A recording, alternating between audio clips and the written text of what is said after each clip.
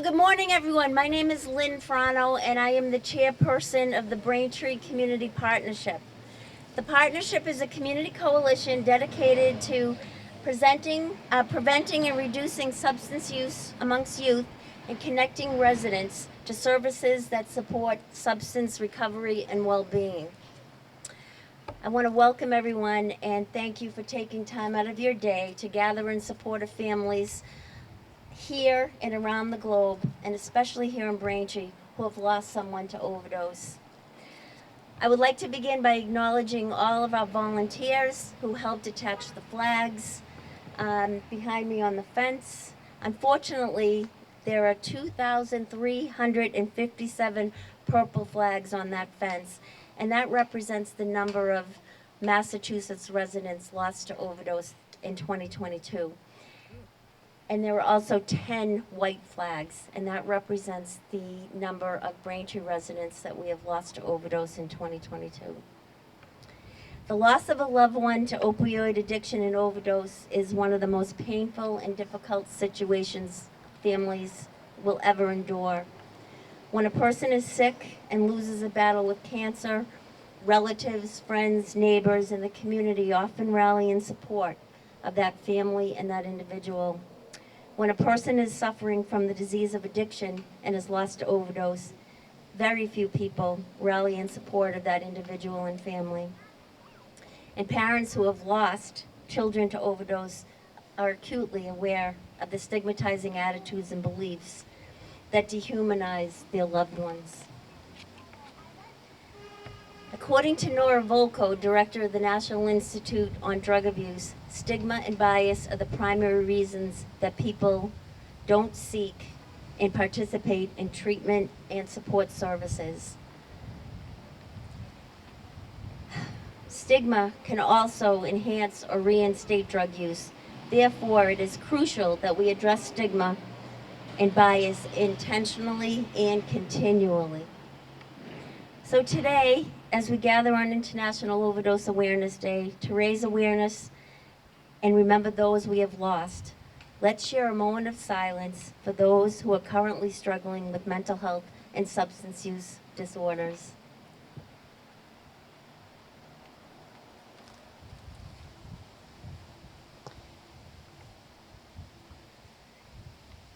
And I want you to also please join me in acknowledging our first responders who have saved so many lives. They continue to carry Narcan, and they know that overdose is preventable and recovery is possible. I'd now like to invite Robin Houston Bean, founder of the Sun Will Rise Foundation, to the podium. Robin is a true community hero who has been providing critical support services for grieving families here in Braintree and across the state. Robin. Thank you.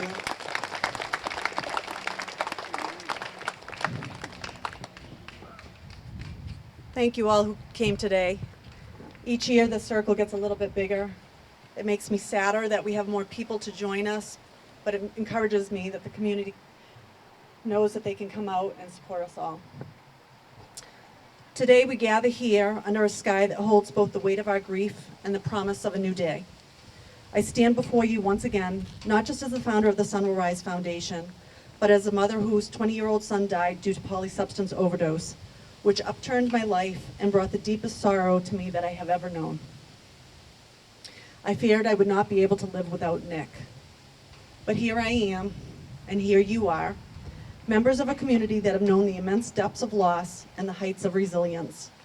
We are bound by a shared experience, one that has shaped us in ways that words can scarcely capture. If it is your first time attending this event, I thank you for your willingness to join together with us. In the past year, the chilling truth cut through our lives once more, and the unrelenting overdoses, or as some people call them, poisonings or murders, claimed the lives of 10 residents of Braintree, a total of 2,367 souls from Massachusetts. The numbers increased yet again from the previous year, and the horrible feeling of helplessness and hopelessness in the face of this epidemic is real. These numbers, these stark statistics, represent not just numerical figure or a flag on our fence. but a cascade of stories, each a tapestry woven with dreams, laughter, struggles, and connections. These lives have left behind a void that will forever ache. Each person leaves behind so many survivors, friends, children, parents, siblings, grandparents, significant others, spouses, fiancés, girlfriends, boyfriends, cousins, aunts, uncles, nieces, nephews, co-workers, neighbors, so many unnamed relationships, and even the pets that they love so much. And leave behind so many questions unanswered. Amidst the sea of sorrow, however, there shines a glimmer of hope, a light that refuses to be extinguished. It is the light of you, a testament to the power of human spirit to transcend adversity. We are here today to support each other, to witness great sorrow and not look away. Some, as members of a community formed by our grief, have risen from the depths of their own pain to support the more recently bereaved that come and join us each new day, new month, new year. Many of you are part of the support system that offers peer grief support, a lifeline to those grappling with the unimaginable. And I thank you. Whether you're a facilitator who offers their time to lead groups, a peer grief ally who provides one-on-one support, an event planner who brings us grievers together in social settings, or a peer grief support specialist who answers emails and calls from the newly bereaved. Your work is invaluable. I want to let you guys know that we have resources here on the table behind us to find specific groups that apply to you. We offer in-person and Zoom meetings for anyone 18 and over who has lost someone due to substance use. We have specialty groups that support a men's only group, a partner spouse loss group, a loss of an only child, a multiple loss group, a grandparent support group, a people in recovery group, and our very new one, a suicide support group. The suicide one is needed because so many of us grapple with the idea of whether the person did this intentionally or not. So we have space for everyone, and if you can't remember what I've said today about the different groups, come and get a card or a flyer, and you can go onto the website and find the information that you need.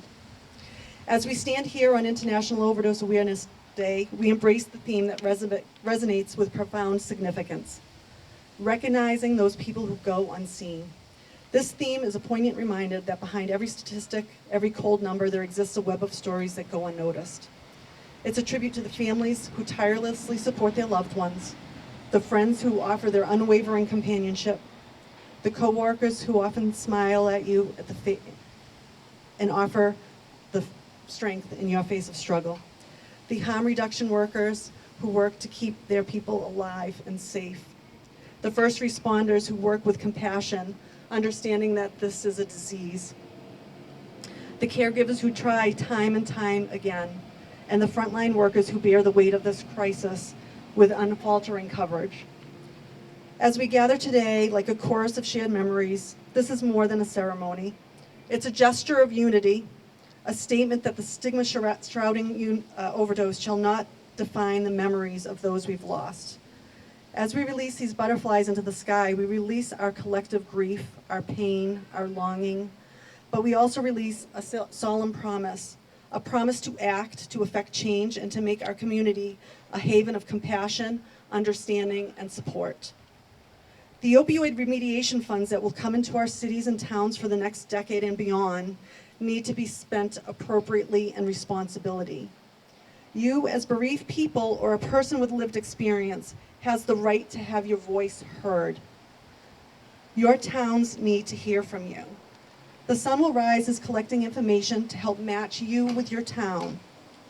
Please contact me if you've not completed the form that we have, and we will help you connect directly with the person in your town that is making these decisions.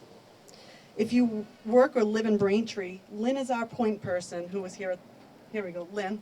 And you can talk to her afterwards, and she will listen to you. To our elected officials, I implore you to hear the voices. understand the urgency of this crisis, and to channel your efforts into comprehensive policies that emphasize prevention, treatment, and community support. To the wider community, let us break the chains of isolation that so often accompany grief. Please reach out to your neighbors, your friends, your coworkers, long after the time that you think that they should be over this. Use your voices to share your stories, your vulnerabilities, and your strength. Let us remember that while the burden of loss may feel unbearable, the power of unity is undeniable. Our collective resolve can chip away at the darkness that surrounds us. Can we imagine a future where overdose is a horrible chapter in American history that we have closed, where no new lives have been taken, where memories of those we've lost propel us forward, and where compassion is the prevailing force? I hope that one day we can. May the sun rise, and not only in the sky, but within our hearts. Thank you. I'd like to invite Pastor John Wilson to lead us in a prayer.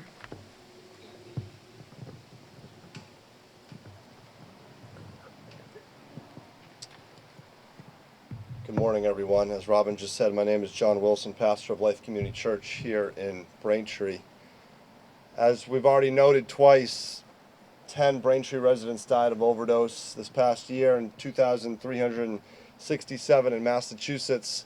That's a number that's far too great for one person, or maybe even one community, to deal with on their own. And so we call on our higher power. We call unto God to do something that we are incapable of doing on our own, to do something far more powerful than we could ever seek to or imagine to accomplish in our lifetime. Because Robin, I agree. I would love to see this a closed chapter in human history. We're going to need something more than just our willpower to do so. In the scriptures, God tells us, he says, if my people who are called by my name humble themselves and pray and seek my face and turn from their wicked ways, then I will hear from heaven, I will forgive their sin, and I will heal their land. So let's go to that God today to ask him to heal our land, our people, and those who are suffering. Would you pray with me? Father God, we praise you for being wonderful and great and mighty and powerful. And yet there are so many moments in our life where we just feel overwhelmingly sad and frustrated and overwhelmed and disappointed and even angry. And God, and many times in those moments that we say, where are you? What are you doing? Why can't you stop this, Lord? And those are fair, and those are good.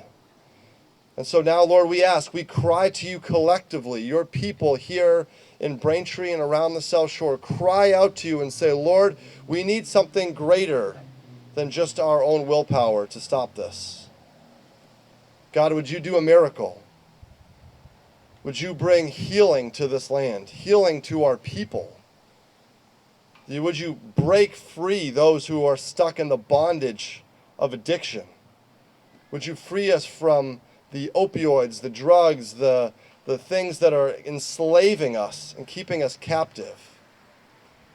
God, would you free us from the stigma that a drug addiction or an overdose has in the life of a family?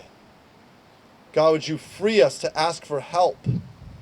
Would you free us to come to you knowing that you care? God, we thank you that you are a God of comfort to those who are suffering. You're a God of peace to those who are struggling. You're a God of power to those who are weak. You're a God of love who are feeling unworthy. And so, Lord, we pray that those attributes, those feelings would wash over us as a people. And God, you would do innumerably more through us than we could ever imagine doing on our own. We thank you that we can come to you on a day like today where words do not fully capture all that we're feeling. We're thankful, God, that you know what's in our hearts and minds. And even the things that we do not see, God, you see them. Thank you for being with those that are unseen. Thank you for being with us when it seems like nobody else is. God, we pray that you would continue to pour out your mercy and your justice and your grace and your love and your joy and your peace upon your people today and every day, and continue to heal our land from this terrible tragedy. We pray this in Jesus' holy name. Amen. Amen. So much. Next, I'd like to invite Leslie Lagos. Leslie is the director of the Sun Will Rise Foundation, but more importantly, she's a sister of loss. Leslie. Thank you. Can I steal your glasses?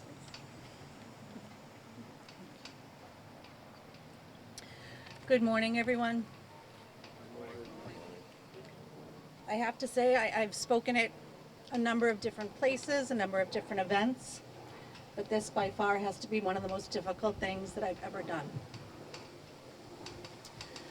So I just need to take a deep breath, as was suggested to me by someone, and maybe you want to take that breath with me. Feel free.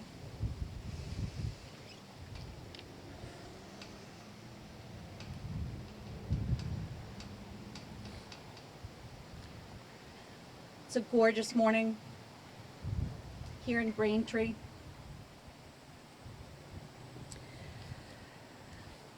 When Robin asked me to speak, my initial reaction is, no thank you. There's got to be somebody else. But I was taught to not say no. And I hope that there is a message here for someone that may feel that same thing from the loss that they've had of their person or the people that they have cared for or care about. International Overdose Awareness Day. It's a time to pause and honor those who have died from an overdose and to reflect on the grief of those that they've left behind.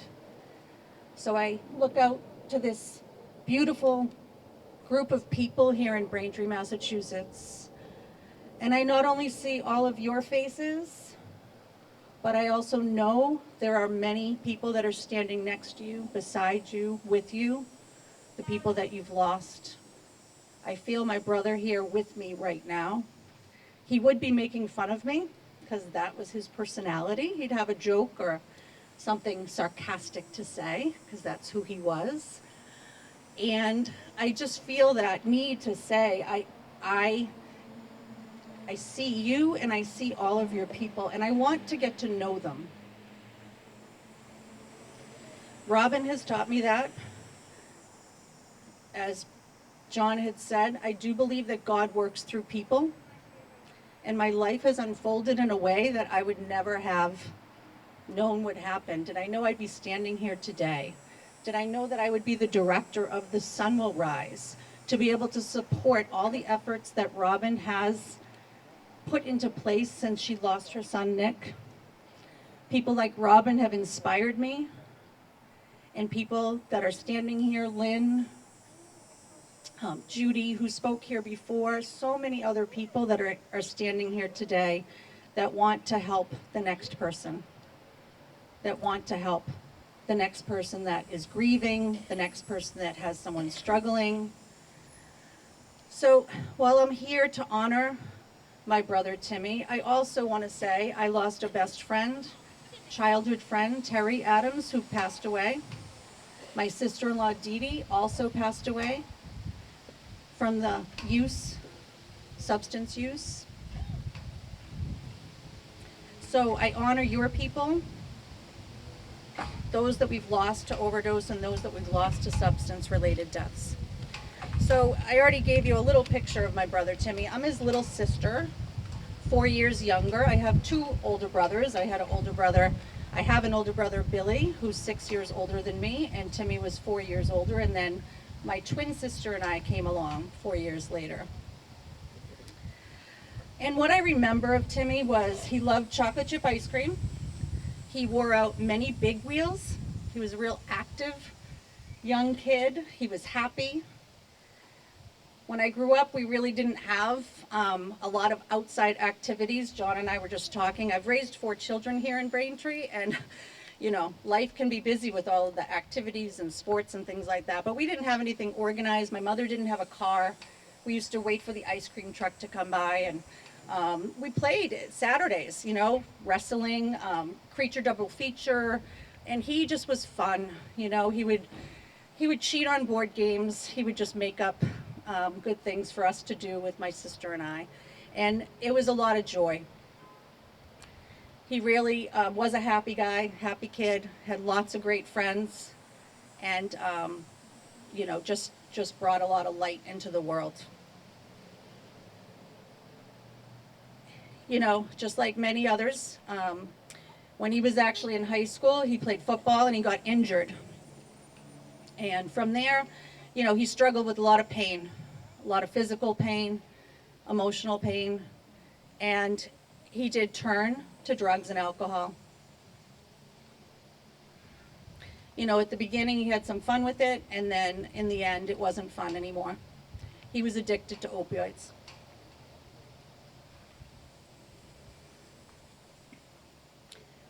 For years, he wanted to be the son, the brother, particularly the uncle that his nieces and nephews deserved, is what he said.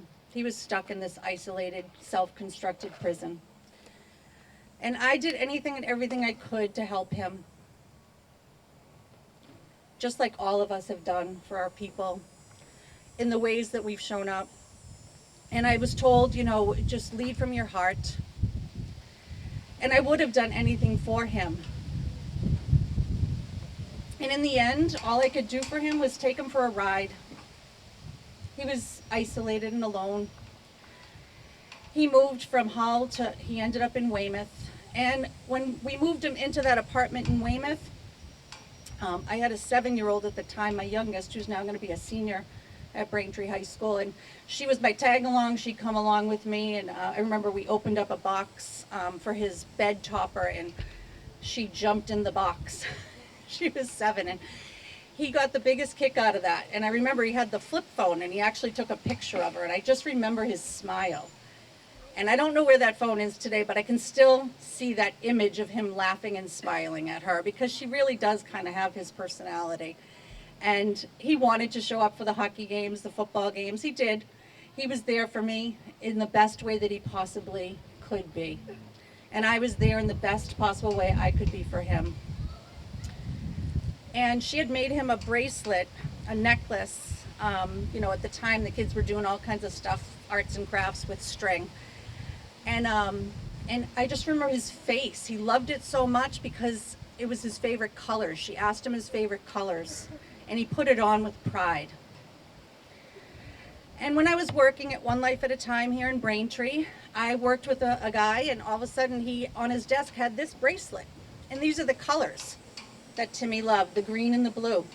And my mouth just kind of dropped because it was the exact same colors. And Mike took this bracelet and handed it to me. And I felt love. I felt connection. And that's the message that I want to send today. For me, addiction is that loss of connection. I am a person in recovery. Timmy was proud of me. He was there. He was happy to see his little sister. I remember in the kitchen, I came in and I was in a gray out at the time, and I was repeating myself like I used to do. And he just looked at me in this disgust face, like this. He shook his head at me, and that look I will absolutely never forget. And it stays with me today because I wanted to make my brother proud. And then when I had other challenges in my life, he showed up. So what he wanted for me, he wasn't able to get for himself. But I was taught his life had meaning and purpose. All of the people that we're here for today, all of them, their lives had meaning and purpose. And ask people about them. Ask me, come up to me, tell me about your person. I want to hear. I really do, because it's helped me so much Timmy died 10 years ago. His birthday's tomorrow, September 1st. He would have been 59. And he died on Thanksgiving. And as Robin said, we did start a new group for people who have been lost by suicide. And I do question that, because he didn't want to live. He was suffering. And he did hang on for a very long time. But that Thanksgiving day, my mother, my twin sister, our 7 children were all together. And I believe he may have known that was going to happen. And we were there together to love each other, to support one another. And I'm not sure if anyone else can identify, but even the fact that I knew he was struggling, and somebody just said it today, when you don't hear from someone, you worry. And I had seen him on that Monday and then didn't hear from him Tuesday, so I started to worry on Wednesday. And yet, when that phone call comes that he's gone, it still is the most crushing blow.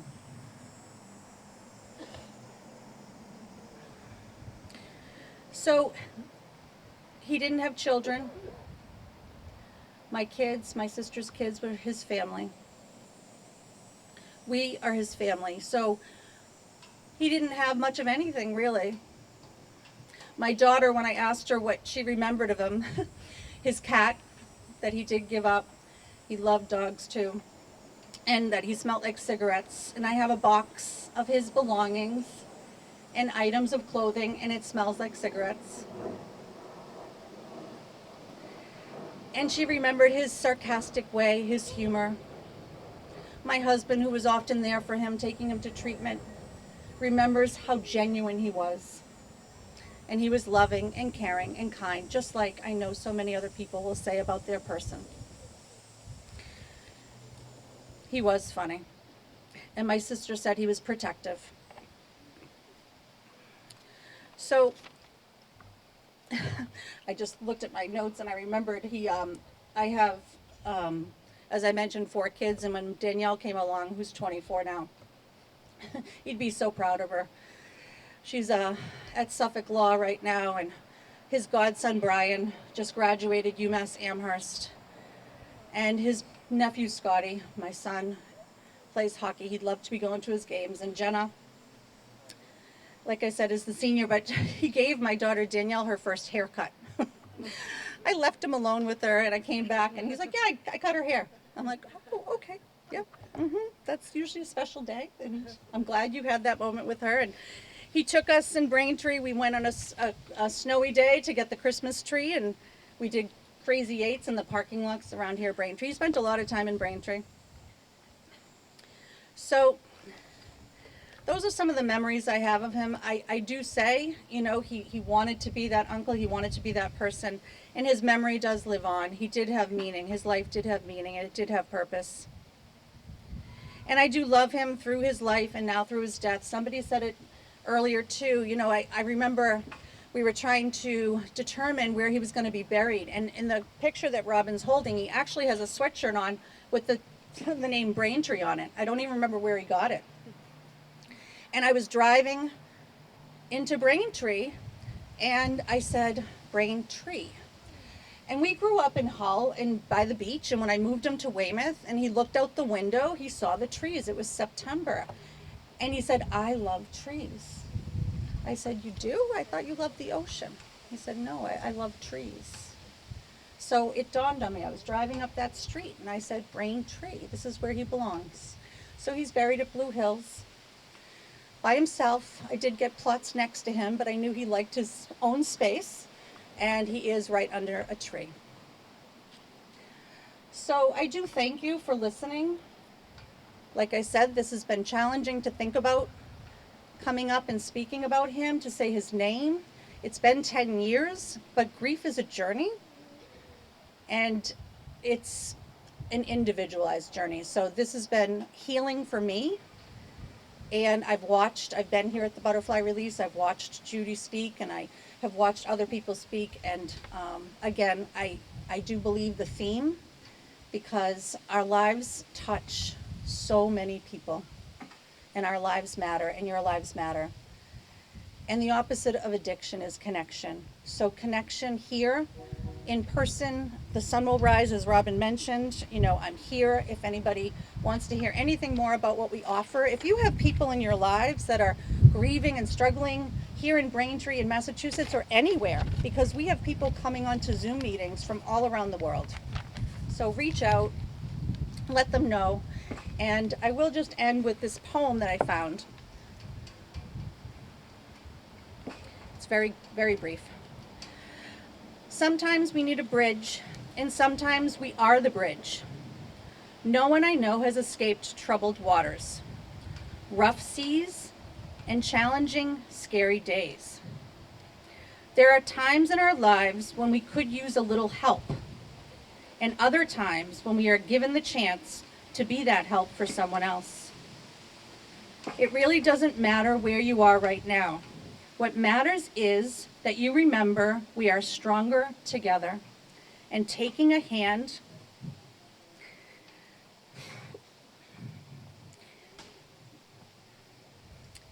is just as important as offering one. So thank you for listening.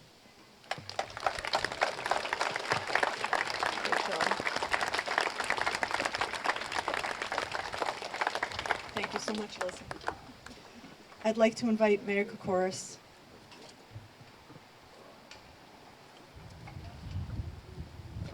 Thank you, Robin. And thank everyone for coming out today. As elected officials, we have many elected officials here. We have D.A. Morrissey, we have Sheriff McDermott, Senator Keenan, Senator Timilty.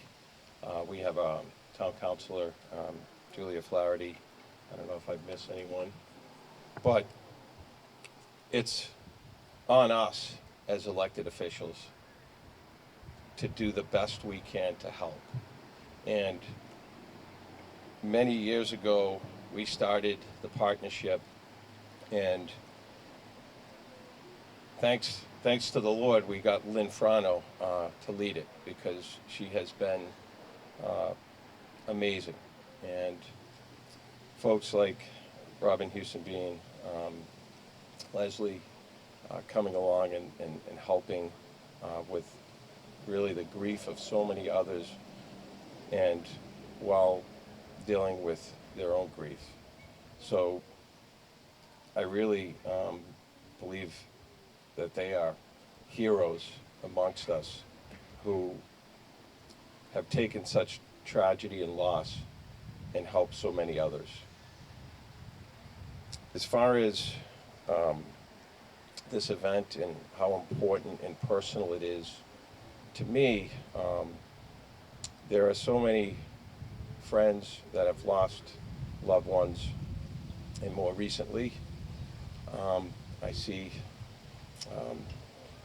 Fantasia family, and I know that we just lost Pat, and you know, tremendous loss, and you know, we're here for you. We're here for you, and just very, very difficult to see that loss, and Danny is his legacy, and we'll live on through Danny. Also, I want to thank the Elks for coming as well. The new group that started, the group for suicide, it's very personal to me. My first practice kid, my nephew, godson, Alex Kokoris, took his life in 2018. And I say that because we need to break the stigma. And one of the biggest barriers we have as a society is the way that people look at overdose deaths, suicide deaths. They have to understand that there's mental health issues that really one can't control, and addiction, it's the devil. It really is. And I remember another friend of mine who lost his son. He said his son came to him one day, and he had been through many programs to try to get sober. And he said, "Dad, it's my best friend." You know, and unfortunately, it is a very, very difficult situation for so many. But as leaders, myself and the many elected officials that are here, we stand beside you and we mourn with you, because we're all part of this greater community, whether it's the town of Braintree or beyond. Everybody matters. Everybody matters. And I think that if we continue to remove the stigma and continue to send that message that everyone matters, then we can lessen the pain and suffering somewhat. But at minimal, we can be beside all of those who have lost loved ones. The pain never goes away, carried everywhere. Driving down the street, tears fall from your eye. But it's important for us as leaders of the community to stand strong and to utilize these funds, which, by the way, will never make up for all the pain and suffering and malfeasance that was caused by these drug companies. They knew what they were doing, and that's, so if anything, they're the ones that should have the stigma placed on them for what they've done to our loved ones.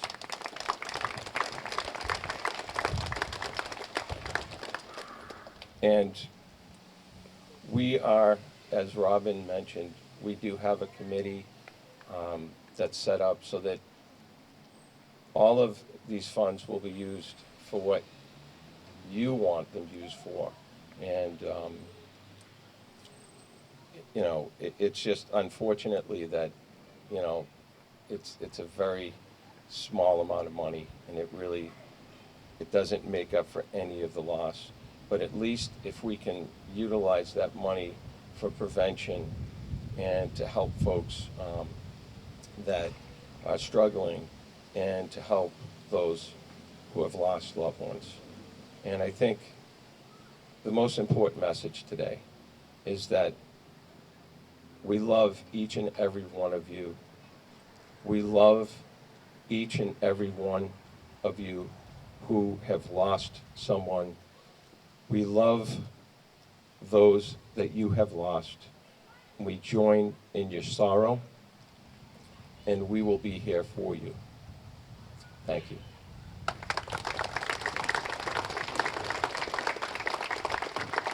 Thank you, Mayor, of course. I'd like to invite Sheriff McDermott up.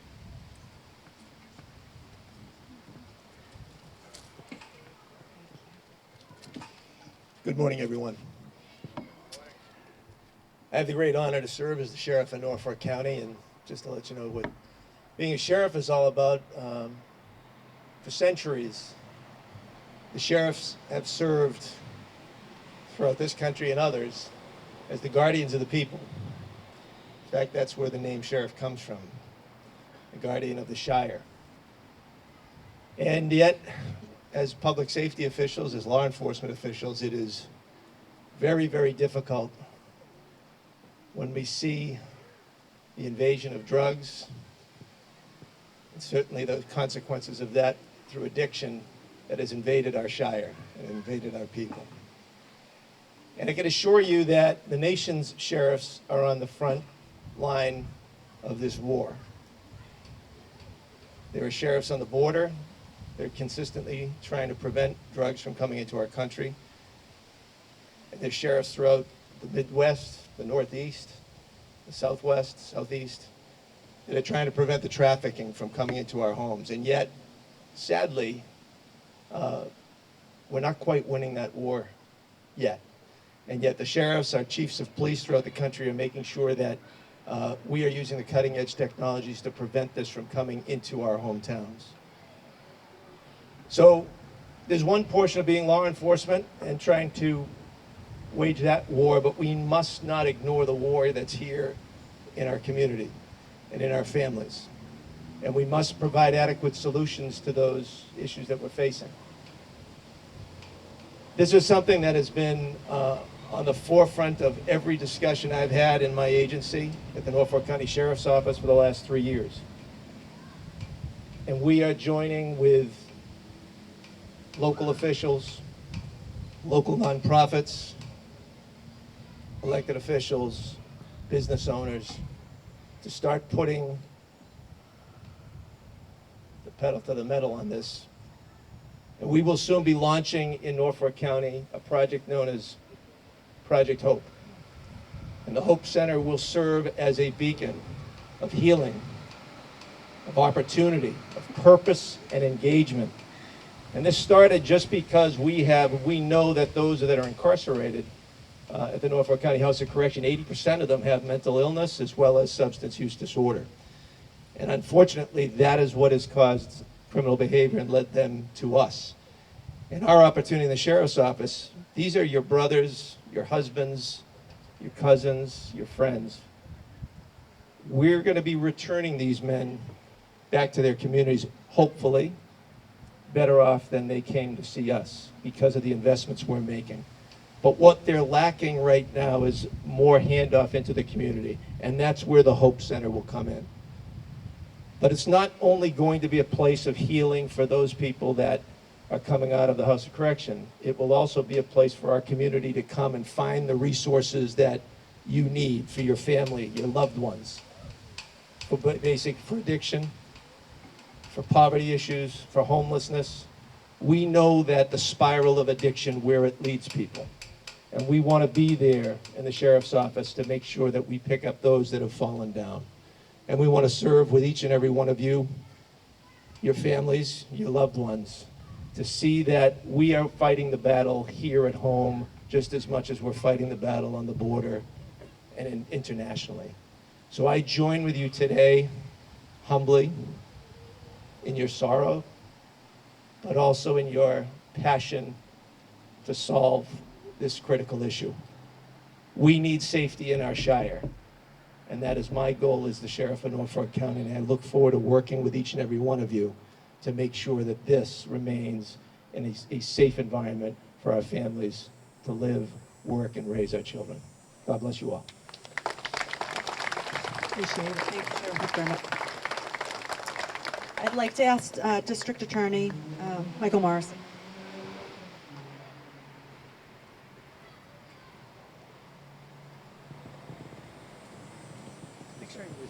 Leave them in the shade.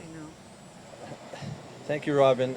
I hate to be at times a little bit of a downer, but I usually start out with a group, and I ask a simple question. This is the wrong group to ask, is that how many of you have a friend, a relative, or a loved one that's suffering from addiction? Now, this is the wrong group to ask that question, but when I ask that question, and as it gets it, it's all of us.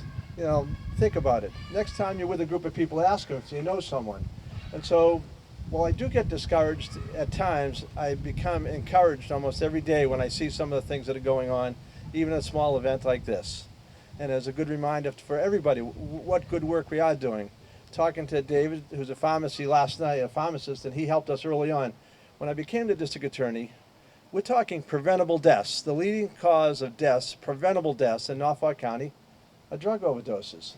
And the second one, surprisingly, is automobile accidents with a high percentage of drug and alcohol involvement. So, well, I think we have made some great gains. You take a look at what we've done. The prevalence of Narcan, anybody can get it. You don't need a prescription to get it. Those of you that here, I know you all know how easy it is to get, but that's because you've all experienced the sorrow or the problems of a loved one suffering through the various stages. But we work hard to try to stem the tide, and I think we kind of leveled the water. And every time we make some gains, I take a look at, so what do they come up with? Fentanyl and carfentanil, and now they have xylazine. Now xylazine is a horse tranquilizer that doesn't respond to Narcan. So while I think that we've leveled off, the battle still rages every single day. And Narcan, get to remember, won't work in xylazine, but it has saved a lot of people so we can live to fight another day and get them into treatment. I'm grateful that since I became the district attorney, with the help of many of the local officials, I saw Mayor Sullivan and Mayor Koukouris. Thankfully, they have taken up the gauntlet here in Braintree, and they have helped us develop a strong community partnership and coalition. And then you have other people like Robin who step forward, supplement the work of the coalition, and spread the word. You know, we have to break that stigma, and these groups they're my leaders. They're my fighters in the field. That they're getting the word out there in the education, so people can actually feel good about we're helping people who need help. The sheriff mentioned, mental health issues. The sheriff actually was the leading place for detox in the county. Would lock people up, and thanks to the good work that I think changing how we actually police and prosecute people, I think we've taken the philosophy, and I see the new police chief is over here, Timmy Cahoon. We take a pretty even-handed approach. If you have a problem, we're going to try to deal with the problem and get you help. If you're selling drugs, that's a bigger problem and a bigger consequence. So we do arrest those people that are selling and poisoning our young people, our loved ones, and our friends. And we try to help those people. We understand locking someone up with a substance abuse problem is not the answer. We're never going to solve the problem without getting people educated. So I just wanted to say and leave you with that while I do get discouraged at times, we're not giving up on the battle. And every time that we see a little bit of a dip in the road or a bump on the road and something happens, people come forward with new ideas on how we can advance the cause and save more people. So I just wanted to say I'm unhappy that I have to come to an event like this. I'm very encouraged by the fact that each one of you have taken the time out today and will spread the word of all the good work that's going on and how we can help people. So thank you all for coming today, sharing your stories, and sharing your support so we can save more people in the community. Thank you so much. I'd like to invite Senator Keenan.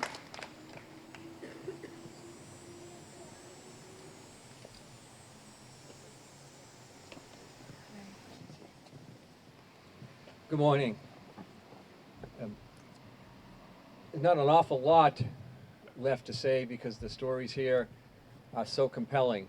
And I just want all the families to know that their stories inspire us and motivate us to do what we can to help at the legislative level.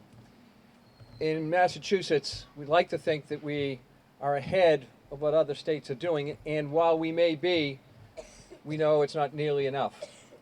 What we're trying to do is to focus on prevention. And so much of prevention is education. Education in our school, education of our young about the risks and the dangers of trying drugs. But there's another element of prevention that we focus on as well, and increasingly so. It's the idea that people, young people in particular, may be more prone to trying drugs and may be more susceptible, if they do try drugs, to becoming addicted. Young people who go through their early years with unrecognized and untreated learning disabilities. Young people with unrecognized and untreated mental health issues. Young people who may struggle with something like self-esteem. All of those things that make them more prone to try to find an escape in drugs. So while we work on prevention in terms of education, we know we have to do a better job at recognizing what puts people at risk of using drugs and then becoming addicted. We focus on harm reduction. And this is where we come to recognize and appreciate that every single life has value and deserves to be treated. Everybody deserves to be treated with dignity. When you see people that are struggling, people that are living in the shadows, living by themselves, we have to recognize that that life has value. And while on the news today we hear so much about Malia Cass and Mass Ave in Boston and how we are going to address that situation,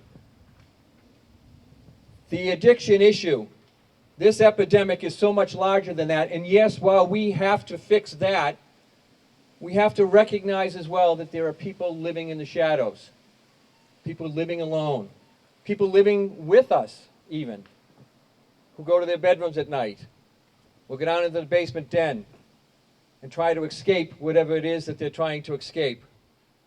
We know that they are at such risk of overdose. So we have to focus on harm reduction so that each one of them has a chance for a tomorrow, knowing that that tomorrow brings them one step closer to recovery. And then when they get to the point of recovery, we have to make sure that we have recovery programs in place that are suitable for the individual, and that's a broad range of programs. Whether it's medication, 12-step, inpatient, whatever it may be, we have to make sure that the treatment is available that best suits the individual. And then there's long-term recovery, which we're now starting to pay more attention to, making sure that we can provide housing and jobs for people as they move to that next step of their lives.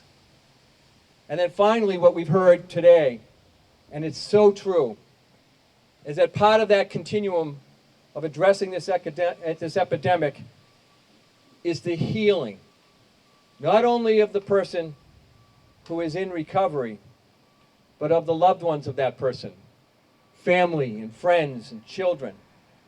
We have to make sure that there is space and programming for healing, because it is a terrible thing for a family to experience.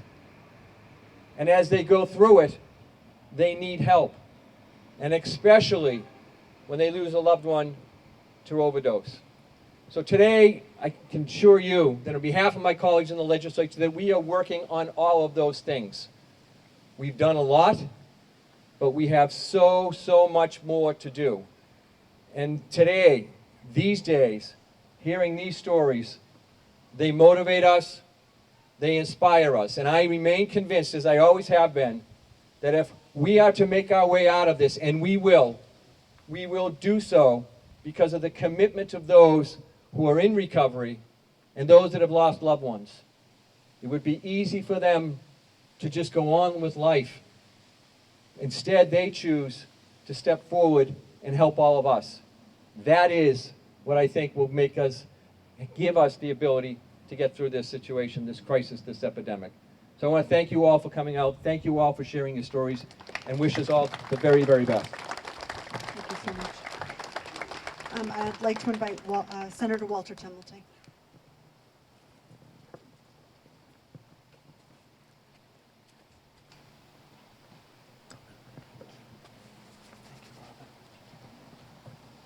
Robin, thank you very much, and thank you to each and every person here who has suffered loss, and also thank you to every person who's here to support those who have suffered loss, and of course, our courageous friends and fellow citizens who are in recovery right now. As Senator Keenan mentioned a moment ago, much has been said, and all of it good. It's an honor to stand with each and every one of you. Robin, thank you for your leadership with your foundation, The Sun That Also Rises, and to each and every member of your foundation that is such a force for good. And to Lynn Frano, thank you, Lynn. Your partnership makes us all better. To our first responders who are here today, our Braintree Police and Fire, who each and every day try to protect and save people. We will, as Senator Keenan mentioned a moment ago, we will find our way out of this. We will only find our way out of this together.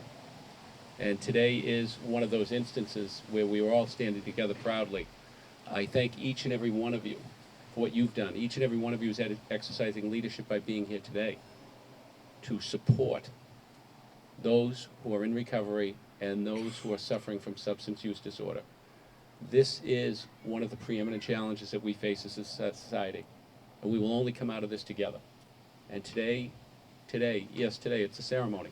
Today goes a long way, and Overdose Awareness Day goes a long way into keeping awareness in eliminating the stigma, which is an awful scourge in society. Stigma unto itself prevents people from coming forward and getting the help and support that they need. So today, thank you very much for hosting this.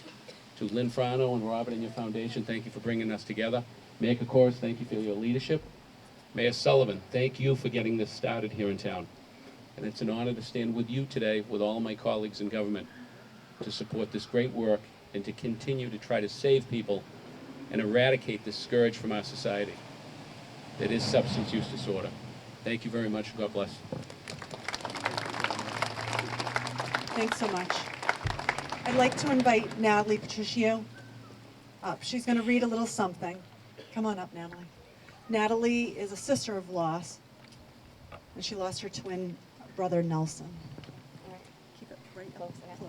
Good morning, everyone. Just a side note, Robin hit me with this last minute, so this isn't anything I wrote. She gave this to me. Wasn't expecting to read. I'm in my yoga pants, but we'll get through it. Like Robin said, I did lose my twin brother just last year. That's why I'm here. And just a quick side note, the ironic thing is that he would have no problem coming up here and doing this because he was much bolder and daring than I could ever dream to be. I'm a nurse, I'm a one-on-one kind of person, but I'm gonna do this for all our loved ones and for my twin. So this is what she gave me to read. Grief is like carrying a stone in your pocket. Sorry, that was the title. Grief is like carrying a stone in your pocket, written by Jessica Watson. The best way I can describe grief as the years go by is to say it's similar to carrying a stone in your pocket. When you walk, the stone brushes against your skin. You feel it. You always feel it. But depending on the way you stand or the way your body moves, the smooth edges might barely graze your body. Sometimes you lean the wrong way or you turn quickly and a sharp edge pokes you. Your eyes water and you rub your wounds, but you have to keep going because not everyone knows about your stone. So if they do, they don't realize it can still bring this much pain. There are days you are simply happy now. Smiling comes easy and you laugh without thinking. You slap your leg during that laughter and you feel your stone and aren't sure whether you should be laughing still. The stone still hurts. Once in a while, you can't take your hands off that stone. You run it over your fingers and roll it in your palm and are so preoccupied by its weight, you forget things like your car keys and home address. You try to leave it alone, but you just can't. You want to take a nap, but it's been so many years since you've called in sad. You're not sure anyone would understand anymore, or if they ever even did. But most days you can take your hands in and out of your pocket, feel your stone and even smile at its unwavering presence. You've accepted this stone as your own, crossing your hands over it, saying mine, as children do. You rest more peacefully than you once did. You've learned to move forward the best you can. Some days you want to show the world what a beautiful memory you're holding. But most days, you twirl it through your fingers, smile, and look to the sky. You squeeze your hands together and hope you are living in a way that honors the missing piece you carry until your arms are full again.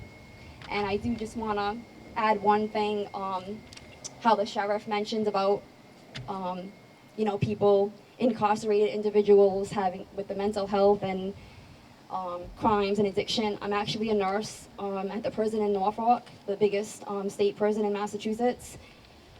So last year when I lost my brother, I didn't know if I could go back and be a nurse there because I see my brother and so many of these individuals, like the sheriff said, with mental health issues, addiction issues.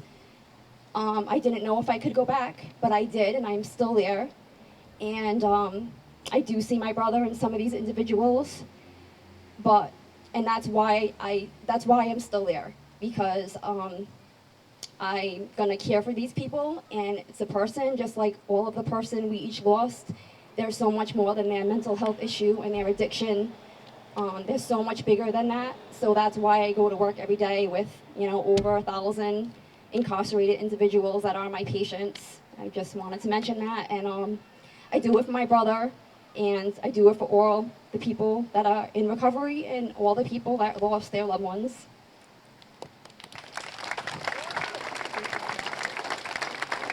Thanks so much, Natalie. There's a little bowl going around that has a little stone in it that you can take and hold as your little grief stone.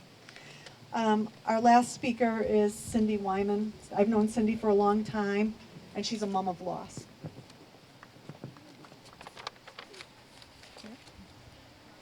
Hold my stone. Thank you, Robin. I think for today, as we're kind of coming to a closing, as all of us have lost loved ones, we live for the signs from our lost loved ones. And I can say for today, I don't know about you, I live for those signs. It gives me a sense of peace, and it gives me a sense of less pain. So if you see that heartstone, you see that cardinal, you see the penny on the ground, they're all the signs of letting them know that they're okay. And last one, of course, a butterfly. So with that, embracing memories, releasing butterflies, a tribute of unity. Amidst of all of our memories, we stand together, hearts woven with threads of shared experience. As we release these butterflies into the sky today, their fragile wings carry them the weight of our collective remembrance. We gather not in the sorrow alone, but in a quiet strength that comes from acknowledging the difficulties we have faced. The struggles of those who have died due to substance use are not defined by stigma or shame.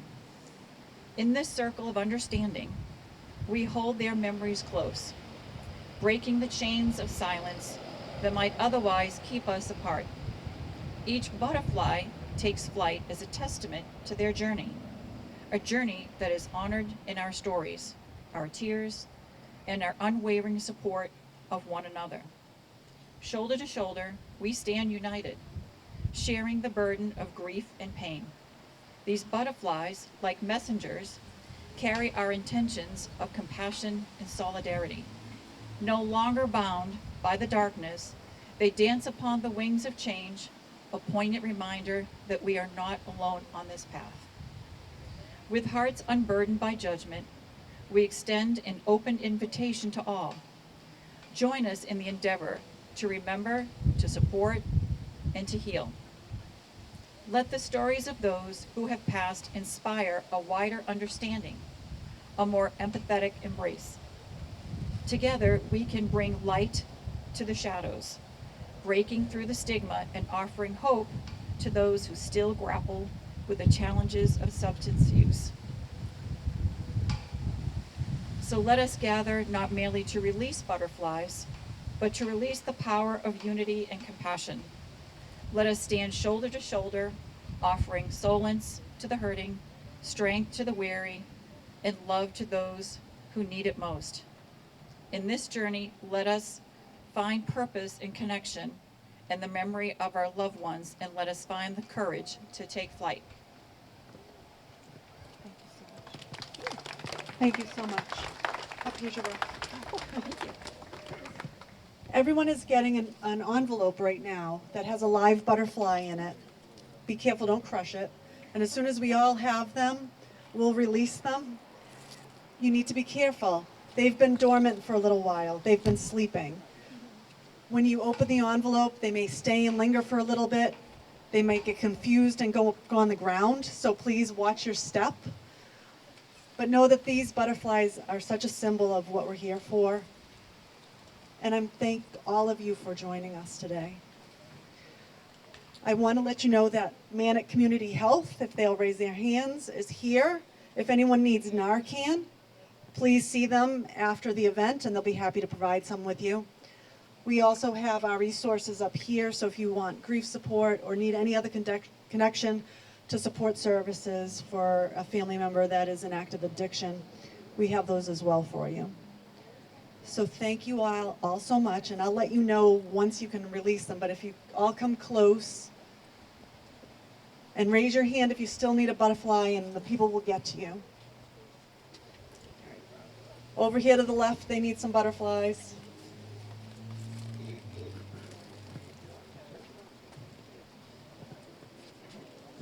Who else needs some? Raise your hand. Anyone? All right, I'll take one. Thank you. Behind you, I think. All right. Okay. All right. Everybody open up your butterflies. May these butterflies carry our love and remembrance.